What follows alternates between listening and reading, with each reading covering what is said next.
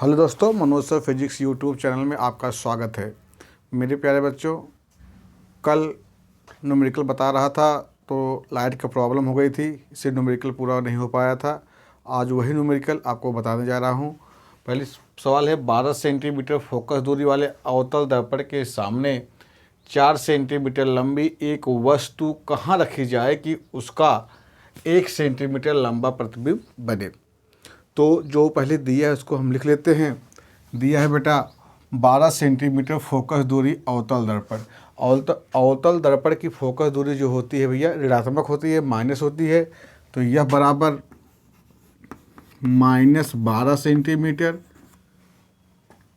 ओ बराबर 4 सेंटीमीटर। ओ जो दिया है वस्तु की लंबाई है, आई बराबर 1 सेंटीमीटर। तो आवर्धन का जो सूत्र होता है यम बराबर आई बटा ओ बराबर -v/u। इसके बाद देखेंगे यहाँ पर -1/4 बराबर -v/u, क्योंकि प्रतिबिंब उल्टा होता है। उल्टा प्रतिबिंब के लिए यहाँ माइनस का चिन्ह लगा गया है साहब। माइनस से माइनस कैंसिल हो गया। इसके बाद देखेंगे u बराबर 4v। तब दर्पण के सूत्र से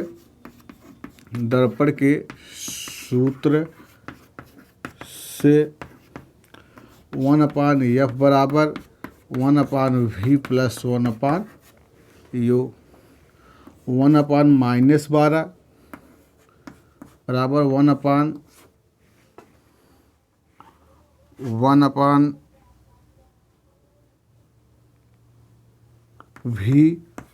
1/4v।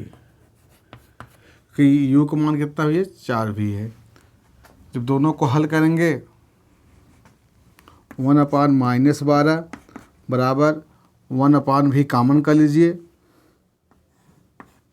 अंदर बचेगा 1-1 + 1/1 + 1/4।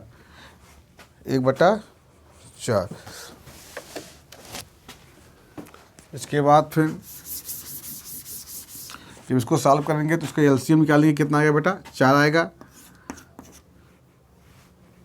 4 + 1 बराबर 1/-12 1/v, जो कॉमन किए थे 1/v।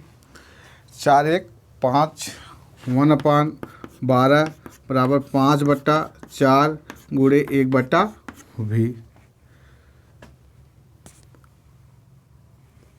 1/-12 5/4v। इसके बाद बेटा देखेंगे 4v बराबर -12 गुणे 5, 4 तिहाई 12 -3, v बराबर -15 सेंटीमीटर। माइनस चिन्ह यह दर्शाता है कि जो मेरा प्रतिबिंब बनेगा दर्पण के सामने बनेगा, सम्मुख बनेगा। इसके बाद फिर v का मान रखने पर तो u का मान कितना आ जाएगा, 4v था तो u बराबर 4 गुणे -15, u बराबर 15 चौका 60, 15 चौका 60। मतलब कि वस्तु का जो प्रतिबिंब -15 सेंटीमीटर आया और वस्तु की साहब कहाँ पर रखी गई थी, -7 सेंटीमीटर दूर रखी गई थी, तब उसकी फोकस दूरी 12 सेंटीमीटर था। ये आपका आंसर आ गया।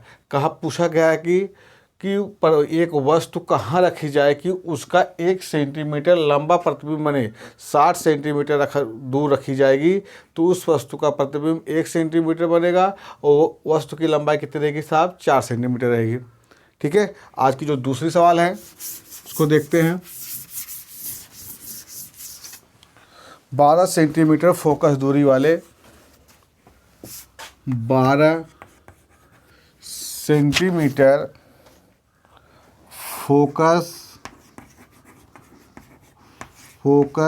दूरी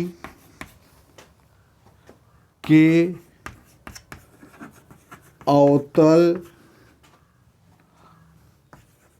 दर्पण के सामने एक वस्तु 6 सेंटीमीटर दूरी पर रखी है।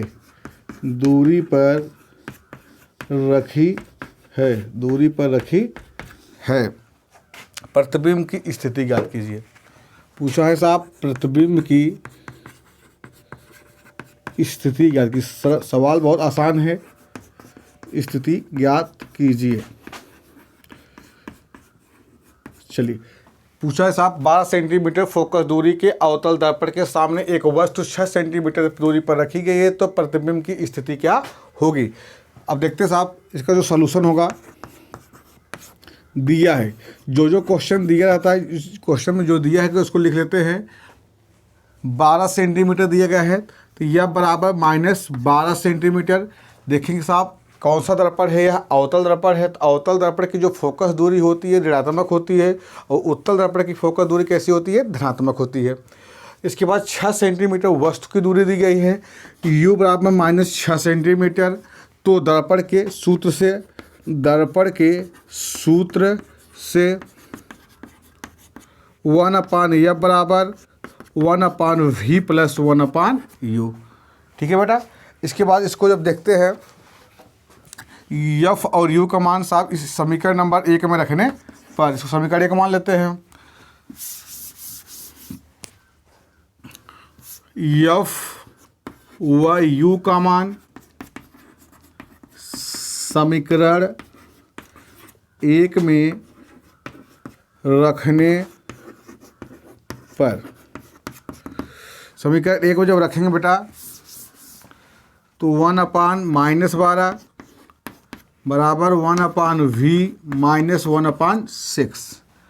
जब पक्षांतर करेंगे तो 1/v बराबर -1/12 + 1/6। 12 और 6 का एलसीएम कितना होता है बेटा, 12 होता है। 12 एक अन्नम 12, 1 एक अन्नम 1 -1, 6 दूनी 12, 2 एक अन्नम 2, 1/v बराबर। इसके बाद देखेंगे जब इसको हम लोग सॉल्व करते हैं, -1 में +2 जोड़ेंगे कितना आएगा, +1 आएगा। तो 1/v बराबर 1/12। v बराबर कितना आ गया बेटा, 12 सेंटीमीटर। ये प्रतिबिंब की स्थिति हो गई। अब प्रतिबिंब कैसे बनेगा, ये धनात्मक आया है। प्रतिबिंब जो रहेगा दर्पण के पीछे बनेगा, सीधा बनेगा और वस्तु से शायद बड़ा बनेगा। क्यों बनेगा, क्योंकि साहब यह दर्पण के पीछे आया है। दर्पण के पीछे बनने वाला प्रतिबिंब कैसा होता है, धनात्मक होता है। दर्पण के सामने अगर प्रतिबिंब बनता है तो मतलब माइनस में होता है। तो मेरे प्यारे बच्चों, नेक्स्ट डे आपको साहब दूसरी सवाल बताई जाएगी। That's all.